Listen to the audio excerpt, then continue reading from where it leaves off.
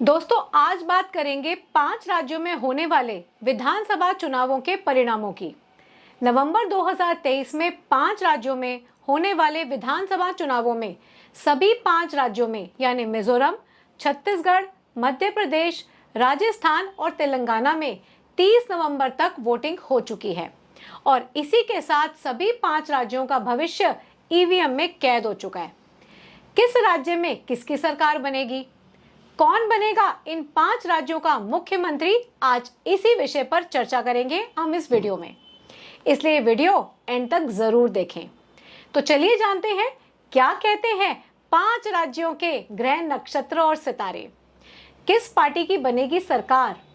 2023 के राजस्थान चुनाव में क्या सरकार बदल जाएगी? मध्य प्रदेश में क्या बीजेपी की सरकार फिर लौट सकेगी? छत्तीसगढ़ में भूपेश बघेल की सरकार का क्या होगा? तेलंगाना में केसीआर क्या तीसरी बार बहुमत के आंकड़े 60 को पार कर पाएंगे? मिजोरम में किसकी पावर होगी? इन सभी सवालों का जवाब जानेंगे हम इस वीडियो में। उससे पहले जल्दी से सब्सक्राइब कीजिए मेरे चैनल को और बेल नोटिफिकेशन का बटन दबाना ना भूलें ताकि मेरे सभी लेटेस्ट वीडियोस का अपडेट आप तक सबसे पहले पहुंच जाए।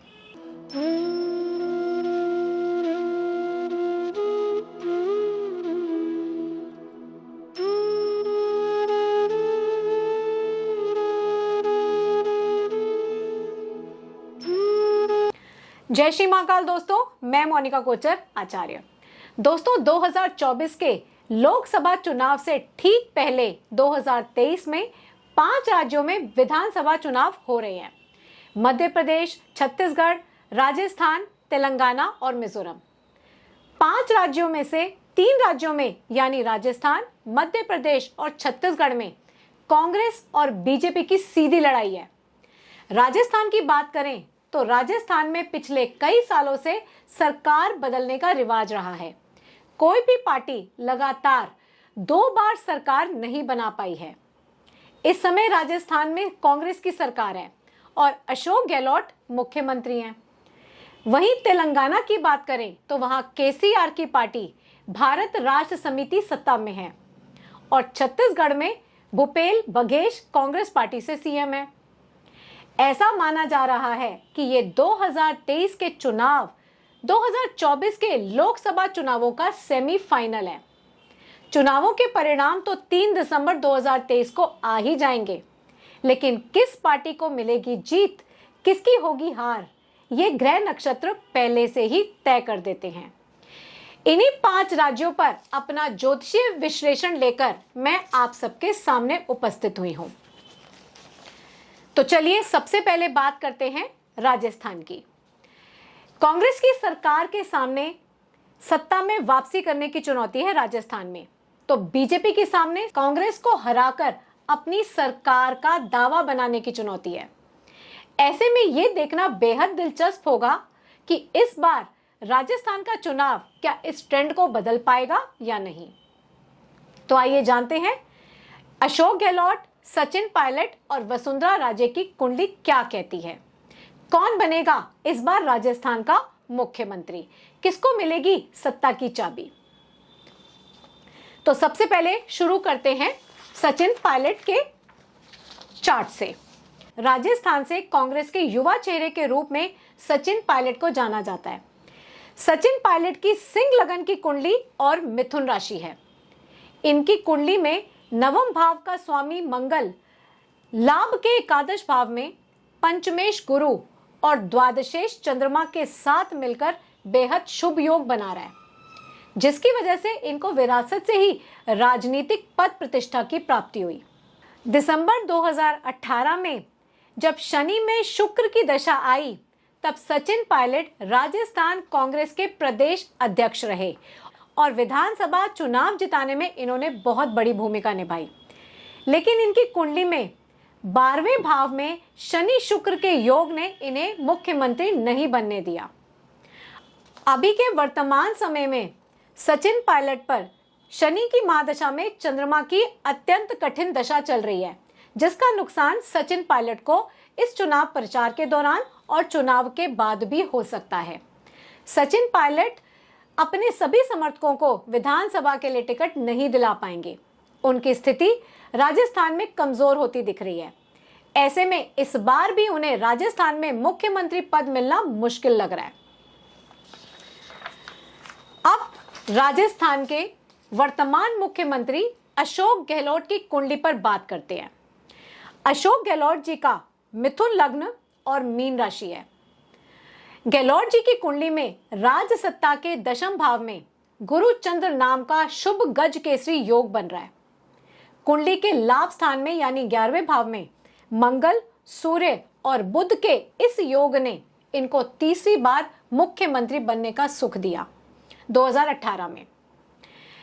अभी वर्तमान समय में नवम भाव में बैठे हुए राहु की महादशा और दशम भाव में बैठे हुए गुरु की अंतर्दशा चल रही है। गुरु कुंडली में गज केसरी योग में तो हैं, लेकिन साथ साथ पाप कत्री योग में भी हैं, जो कि गहलोत जी के लिए बाधक बन रहा है, जिसके कारण इन्हें अपनी पार्टी के कुछ नेताओं का पूर्ण सहयोग प्राप्त नहीं हो पाएगा और ये अपने आप को बंधा हुआ महसूस करेंगे, अपने हिसाब से स्वतंत्र निर्णय नहीं ले पाएंगे। नवांश कुंडली में भी गुरु अष्टम भाव में अशुभ स्थिति में जा रहे हैं। ऐसे में राजस्थान चुनाव में इनका प्रदर्शन संतोषजनक रह सकता है, लेकिन ये अपनी पार्टी को जीत दिला पाएंगे, यह मुश्किल दिख रहा है। अब बात करते हैं वसुंधरा राजे की कुंडली विवेचन की। वसुंधरा राजे ग्वालियर के प्रसिद्ध राजघराने से संबंध रखती हैं। इनकी कुंडली कर्क लग्न और वृश्चिक राशि की है। शनि अपनी उच्च राशि तुला में होकर चतुर्थ भाव यानी सिंहासन के भाव में स्थित हैं। शनि को दशम भाव से गुरु और शुक्र ग्रह भी देख रहे हैं, जिससे ये प्रबल राजयोग बन रहा है। साथ ही इनकी कुंडली में नवमेश और दशमेश का राशि परिवर्तन योग भी है, जिसे कर्माधिपति और धर्माधिपति योग कहते हैं। इसी योग ने इन्हें 2 बार मुख्यमंत्री बनाया। इस समय वसुंधरा राजे पर राहु की महादशा में नीच के बुध की अंतर्दशा चल रही है और बुध का नीच भंग भी हो रहा है, यानी बुध के राशि स्वामी गुरु लग्न से दशम भाव में स्थित होकर नीच भंग राजयोग बना रहे हैं। वसुंधरा राजे का ये नीच भंग राजयोग उन्हें सत्ता सुख प्रदान कर सकता है, यानी सभी प्रतिकूल परिस्थितियों के बावजूद इन्हें राज सत्ता पद की प्राप्ति हो सकती है। और बुध नवांश में अपनी स्वराशि कन्या राशि में स्थित होकर सभी परेशानियों के बाद सफलता मिलने का योग दे रहे हैं, यानी फिर एक बार मुख्यमंत्री बनने का मार्ग खुल सकता है। तो ये था राजस्थान के विधानसभा चुनावों का विश्लेषण। अब मध्य प्रदेश के चुनावों के परिणामों की बात कर लेते हैं। मध्य प्रदेश में बीजेपी का सबसे लोकप्रिय चेहरा है शिवराज सिंह चौहान। मुख्यमंत्री शिवराज सिंह चौहान की कुंडली कन्या लग्न और मकर राशि की है। वो एक सौम्य और जनप्रिय नेता माने जाते हैं, लेकिन पिछले कुछ वर्षों से उन पर साढ़े साती चल रही है और साथ ही शनि महादशा में चंद्रमा की अंतर्दशा चल रही है, जो उनके लिए कठिन समय है। सचिन पायलट का भी यही समय चल रहा है। शनि उनकी कुंडली के चौथे भाव में है और मंगल से दृष्ट है और चंद्रमा भी पापकत्री योग में है। इन विधानसभा चुनावों में शिवराज सिंह चौहान का एक बार फिर से मुख्यमंत्री बन पाना थोड़ा मुश्किल दिखाई दे रहा है, यानी मध्य प्रदेश में शिवराज सिंह के ओपोनेंट दिग्विजय सिंह और कमलनाथ की जोड़ी इस बार मध्य प्रदेश में कुछ कमाल दिखा सकती है। तो अब कमलनाथ जी की कुंडली का विवेचन करते हैं। उत्तर प्रदेश में जन्मे कमलनाथ जी की कुंडली मीन लग्न और कन्या राशि की है। इनके भाग्य भाव में 5 ग्रहों की युति है। इन 5 ग्रहों की युति ने इनको केंद्र में बड़े मंत्री पदों पर कार्य करने का अवसर दिया। इस समय इनकी बुध की महादशा में शुक्र की अंतर्दशा चल रही है, जो कि इनके लिए बेहद शुभ है, क्योंकि बुध इनकी नवांश कुंडली में अपनी स्वराशि कन्या में भाग्य भाव में ही स्थित हैं, यानी भाग्य की स्थिति अति उत्तम है। तो भाग्य के कारण एक बार फिर से कमलनाथ मध्य प्रदेश के मुख्यमंत्री बन सकते हैं, यानी एक बार फिर खिल सकता है कांग्रेस का कमल यानी कमलनाथ। अब बात करते हैं तेलंगाना राज्य के चुनावों की। मुख्यमंत्री केसीआर की कुंडली की बात करें तो ये मेष लग्न और कर्क राशि की कुंडली बनती है और केसीआर जी पर शनि की ढैया और राहु की महादशा में मंगल की अंतर्दशा चल रही है। राहु महादशा और मंगल की अंतर्दशा को छित्र दशा भी कहा जाता है।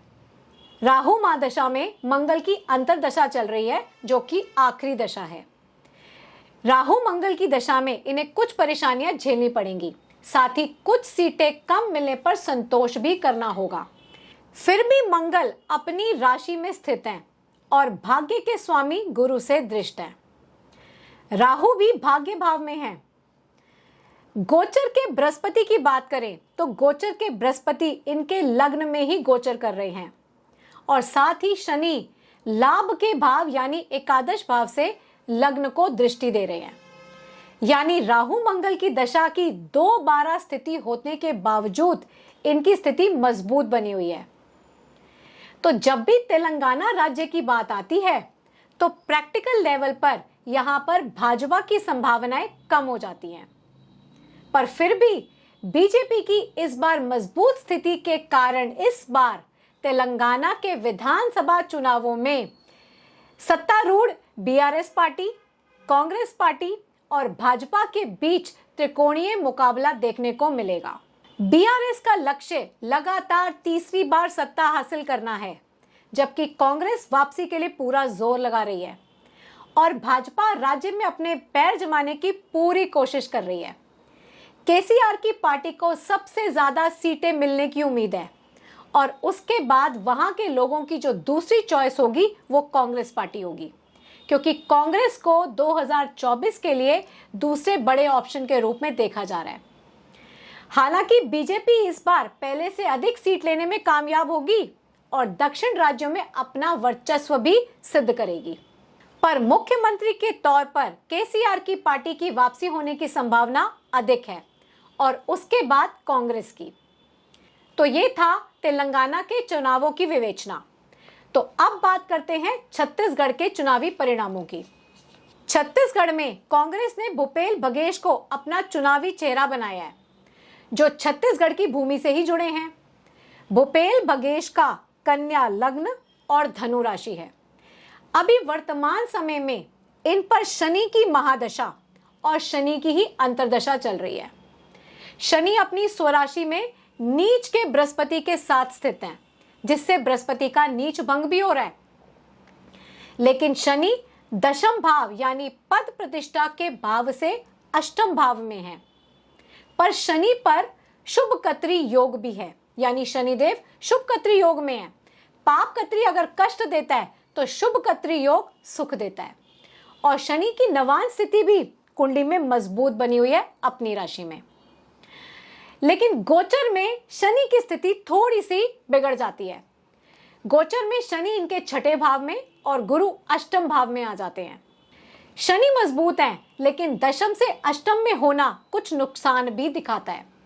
गोचर की स्थिति इनके पक्ष में बिल्कुल नहीं है, यानी भूपेश बघेल को सत्ता वापसी के लिए कड़ी चुनौतियों का सामना करना पड़ेगा। लेकिन इसके बावजूद भी कांग्रेस पार्टी की पकड़ मजबूत बनी रहेगी। यहां संभावना 50-50% वाली रहेगी छत्तीसगढ़ में। तो यह था छत्तीसगढ़ का चुनावी परिणामों का विवेचन। अब पांचवें राज्य मिजोरम की चुनावी स्थिति पर भी बात कर लेते हैं।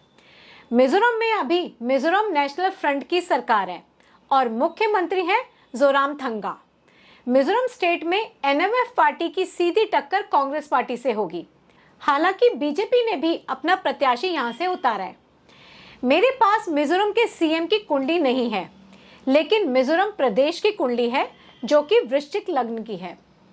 इस समय पर मिजोरम पर शनि में राहु की दशा चल रही है, यानी शनि महादशा में राहु की अंतर्दशा, जो कि मार्च 2024 तक रहेगी। उसके बाद शनि में बृहस्पति की दशा का प्रारंभ होगा। इस समय का गोचर मिजोरम के दशम भाव को प्रभावित कर रहा है, जो कि सत्ता परिवर्तन या सत्ता में बेहतर बदलाव की तरफ इशारा करता है। ये जो मैं आपको बात बता रही हूं, ये मिजोरम के स्टेट का चार्ट है, यानी मिजोरम प्रदेश के चार्ट की बात कर रही हूं। जब हमारे पास किसी नेता की कुंडली मौजूद नहीं होती तो उस प्रदेश की कुंडली से भी हम इस बात का अंदाजा लगा सकते हैं कि वहां पर किस प्रकार की स्थिति या बदलाव आएगा। कुल मिलाके मिजोरम की डेवलपमेंट करने वाली सरकार सामने आएगी, क्योंकि मिजोरम की दशा और गोचर यही सिग्नल दे रहे हैं। तो दोस्तों, ये थे 5 राज्यों में होने वाले विधानसभा के चुनावों का ज्योतिषीय विश्लेषण। भाजपा की कुछ राज्यों में स्पष्ट रूप से विजय होगी, उसमें कोई भी दो राय नहीं है, यानी मोदी जी का जादू जरूर चलेगा। दक्षिण के राज्य तेलंगाना में भी बीजेपी वोट बैंक में सेंधमारी करने में कामयाब होगी और बीजेपी का वोट परसेंटेज भी बढ़ेगा। वहीं छत्तीसगढ़, राजस्थान में मुश्किलों के बावजूद कांग्रेस पार्टी मजबूत रहेगी और मध्य प्रदेश में यह मुकाबला दिलचस्प होगा, क्योंकि वहां पर कांटे की टक्कर होगी। मिजोरम राज्य में बेहतर सरकार आने की पूरी संभावना है, जो वहां की जनता के लिए डेवलपमेंट करेगी। मोदी जी के चेहरे पर ही बीजेपी अपनी वापसी कर पाएगी और ये आने वाले लोकसभा 2024 के चुनावों का प्रोजेक्शन होगा। तो दोस्तों, ये था विधानसभा चुनाव का चुनावी भविष्यफल। आपका क्या कहना है इन विधानसभा चुनावों के बारे में? मुझे कमेंट करके अपनी राय जरूर बताएं और ज्यादा से ज्यादा इस वीडियो को लाइक, शेयर और कमेंट करें। वीडियो को ध्यान से देखने के लिए आप सभी का बहुत बहुत धन्यवाद। मिलती हूँ अगले वीडियो में ऐसी ही कुछ और ज्योतिषीय जानकारी के साथ। तब तक आपका भाग्योदय आकाश छुए। हर हर महादेव। मैं मोनिका कोचर, आचार्य।